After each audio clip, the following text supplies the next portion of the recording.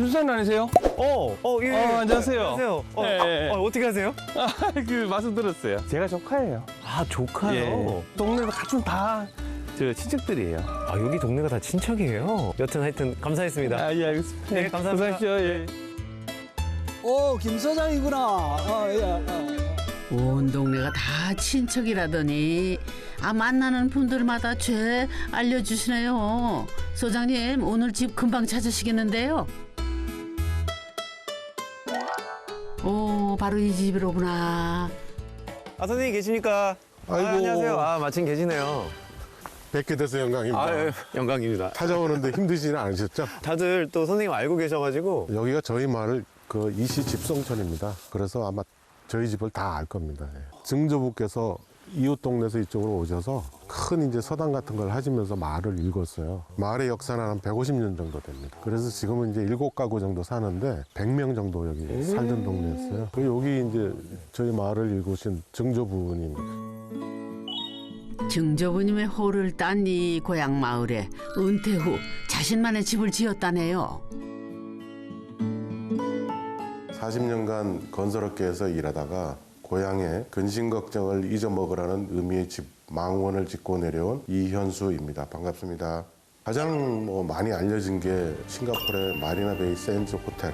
그게 공사 금액이 한 1조 정도 되는 공사였거든요. 공사 책임자 담당 PD를 했었고요. 아파트 현장 소장을 한 20년 정도 했고요. 항상 현장에 3,000명에서 5,000명의 작업자들이 작업을 하고 있어요. 책임자다 보니까 나름대로는 스트레스였던 것 같아요. 때문에 늘 자신만의 공간이 간절했다네요.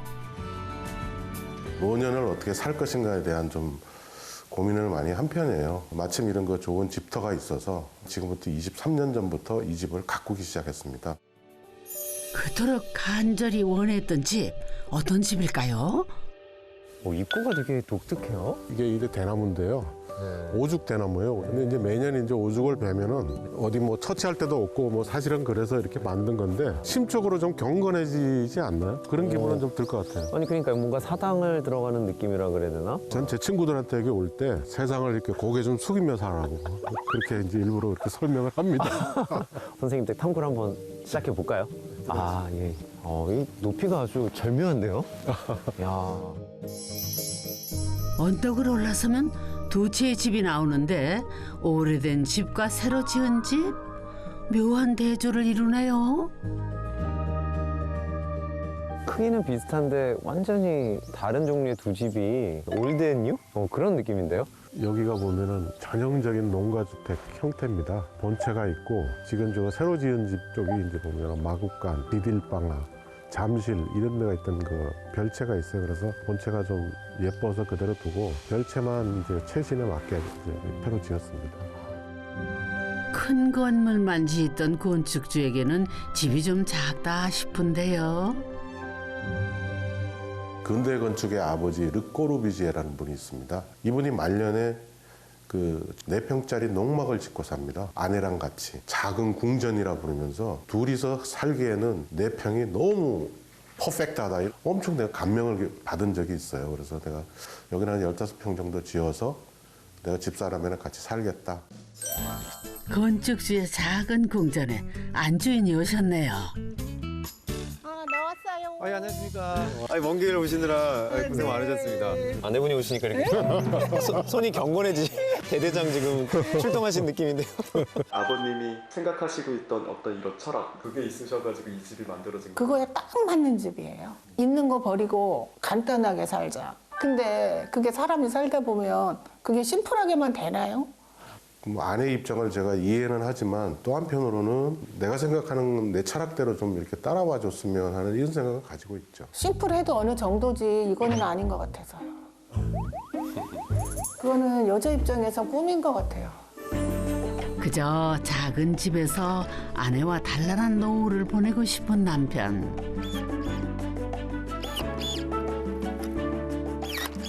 재밌죠. 너무 재밌습니다.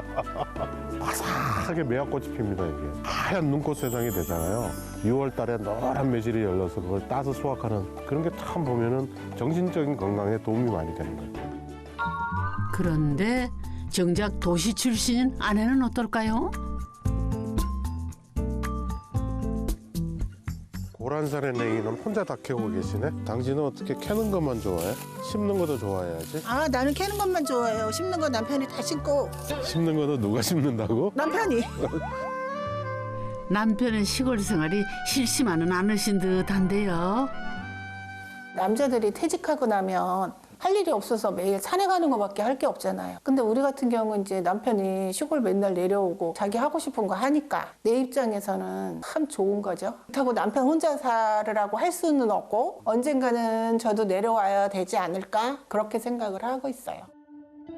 단순하면서도 소박한 노후의 삶을 원하는 남편의 작은 집.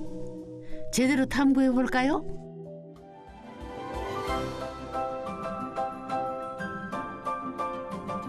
원룸 형식인 주방과 거실은 넓은 통유리창으로 햇살 가득한 공간이고요. 거기에 작은 침실과 욕실이 딸려 있습니다. 작아요. 여자 입장에서는. 부엌도 약간 좀 작고요. 거실에 화장실이 없어갖고 좀 불편하고요. 아마 뭐 저희 집사람은 지금 도시에서 넓은 아파트에 사시고 계시니까 극존칭을 쓰시네요. 조금 불편할 수도 있을 겁니다. 크기도 크기지만은 집안 가득 남편의 취향으로만 온전히 채워진 공간이죠.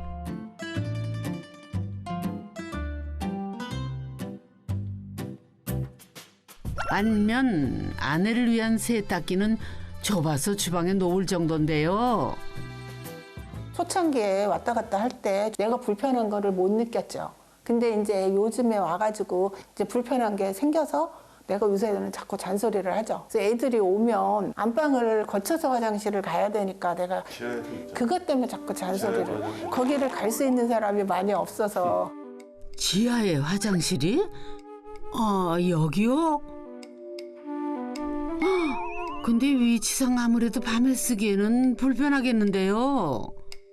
제가 아내를 생각을 해보면 이 15평 집이 구조나 가구 수납이나 주방이나 뭐 화장실이라든지 이런 문제들이 좀 불편한 게 있겠구나 그런 생각이 좀 절실히 느껴서 초반에 그런 생각은 못 해주시나요? 전혀 못했습니다.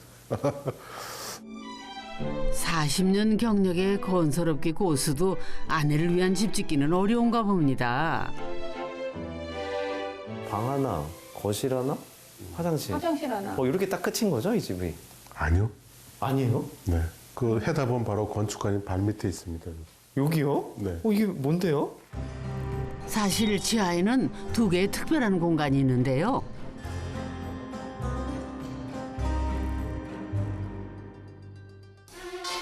한 곳은 창고로 나머지 한 공간은 젊은 시절부터 남편이 수집한 오디오 음반들로 가득합니다. 이 어머님이 내려오시기에는 좀 상당히 좀 불편하긴 하네요. 네, 충고가 좀 났습니다. 네, 힘들어요. 내려오려면. 이 지하인데도 굉장히 뽀송뽀송한데요? ALC로 만든 이글루라고 생각을 하시면 됩니다. 지금 여기 지하실 벽이 우리나라에서 아마 처음일 겁니다. ALC 블록으로 되어 있어요. 대개는 철근 콘크리트를 쓰는데 ALC로 하다 보니 어려움도 많았다네요. 적당히 이제 물을 섞어야 이게 강도도 제대로 나오고 이러는데 이 사람들은 물을 많이 섞어서 쉽게 해요. 시방서에 나와 있는 물을 몇 리터 섞어서 해요 이러면 필요 없어. 이건 내가 최고야 이렇게 하시는 분들이 진짜 많습니다. 옆에서 잔소리 해가면서 하나하나 내가 감독하는 게 너무 힘들었습니다. 특히 지방이다 보니 작업자를 찾는 일조차 난관이 연속이었다죠. 제가 이제 마지막으로 지은 건물이 이제 연면적이 한 10만 제곱미터 정도 되거든요. 여기는 연면적이 한 뭐 15평이니까 한 10,000분의 1 정도 되는데 뭐 그 큰 매스 있는 건물보다도 더 고생을 했습니다. 크든 작든 역시 집 짓기는 40년 베테랑에게도 만만치 않은데요. ALC 집 옆에 자리 잡은 오래된 흙집은 경북 지역의 전형적인 농가주택인데요. 특히 추위를 막기 위한 덕음해가 눈에 띕니다. 50년에서 60, 한 2, 3년 정도 된 집일 겁니다. 예전에 초가집인데 이제 나중에 시멘트기 여러 지붕을 올린 거죠. 겨울에 요맘때 사다리를 놓고 이제 손을 넣어서 후레쉬를 비춰서 함수도 구워 먹고 하던 그런 추억이 있는 집입니다. 여기. 집사람이 내려오면 저 번째 흙집을 리모델링해서 집사람이 좀 살기 편하게 해줘야 되겠다 이런 계획은 가지고 있고요. 부엌의 아궁이도 옛 모습 그대로인데 한 곳에서 불을 피우면 각 방으로 열이 전해지고 부엌 바로 위에는 주로 수납 공간으로 쓰였던 다락방도 남아 있습니다. 제가 보기에는 재미나게 잘 지은 집. 정말 솔직하게 말씀드리면 와 제가 여기 살 자신은 없습니다. 불이 없어서 그런지 몰라도 일단 발이 너무 시리고요. 시렸고. 근데 선생님 이거를 리모델링을 하신다 그러면 이걸 어떻게 해야 될까요? 상당히 이제 고민스럽습니다, 사실은. 아내를 좀 설득을 해가지고 좁은 방에서 살 수 있도록 그렇게 한번 해볼까요?